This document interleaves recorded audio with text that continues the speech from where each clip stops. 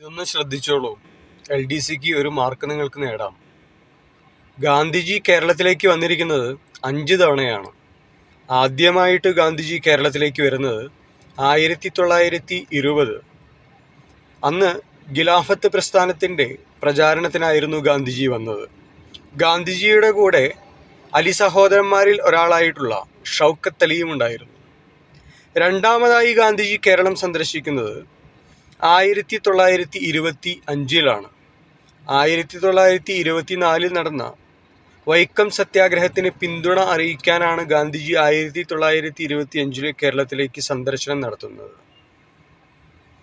ഇന്ത്യയിൽ തന്നെ ഐക്യത്തിനെതിരെ നടന്ന ആദ്യത്തെ ഒരു സത്യാഗ്രഹമായിരുന്നു, സമരമായിരുന്നു. ദേശീയ തലത്തിൽ ശ്രദ്ധിക്കപ്പെട്ട 603 ദിവസങ്ങൾ നീണ്ടുനിന്ന കോട്ടയം വൈക്കം ക്ഷേത്രവുമായിട്ട് ബന്ധപ്പെട്ട വൈക്കം സത്യാഗ്രഹം. 1924 തൻ്റെ പ്രതിനിധിയായിട്ട് തൻ്റെ ആത്മീയ പിൻഗാമിയായ വിനോബ ഭാവെ ഗാന്ധിജി പറഞ്ഞു വിട്ടിരുന്നു. താൻ സ്വയം നേരിട്ട് വരണം എന്നുള്ളതുകൊണ്ട് 1925 വൈക്കം സത്യാഗ്രഹത്തിന് പിന്തുണയായിട്ട് 2ാം തവണ ഗാന്ധിജി കേരളത്തിലേക്ക് വന്നു. 3ാം തവണ ഗാന്ധിജി കേരളത്തിലേക്ക് വരുന്ന വർഷം 1927. തൻ്റെ തെന്നിന്ത്യൻ പര്യടനത്തിൻ്റെ ഭാഗമായിട്ട്, തെക്കേ ഇന്ത്യയിലെ സന്ദർശനത്തിൻ്റെ ഭാഗമായിട്ടാണ് ഗാന്ധിജി 1927 വരുന്നത്. മാത്രവുമല്ല, 1921 INC സമ്മേളനത്തിൽ ഔദ്യോഗിക വസ്ത്രമായിട്ട് ഖാദിയെ പ്രഖ്യാപിച്ചിരുന്നു. അപ്പോൾ ഖാദിയുടെ പ്രചാരണത്തിനും കൂടിയാണ് 3ാമതായിട്ട് ഗാന്ധിജി കേരള സന്ദർശനം നടത്തുന്നത് 1927.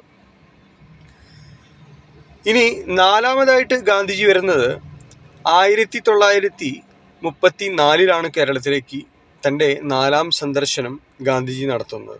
അത് ഹരിജൻ ഫണ്ട് സമാഹരണവുമായിട്ട് ബന്ധപ്പെട്ടിട്ടാണ്. ആ വരവിലാണ് കൗസല്യ ടീച്ചർ തൻ്റെ ആഭരണങ്ങളെല്ലാം ഗാന്ധിജിക്ക് ഊരി നൽകുന്നതല്ല. അവസാനവും 5ാമതായിട്ട് ഗാന്ധിജി വരുന്നത് 1937. അതാണ് ഗാന്ധിജിയുടെ അവസാന കേരള സന്ദർശനം.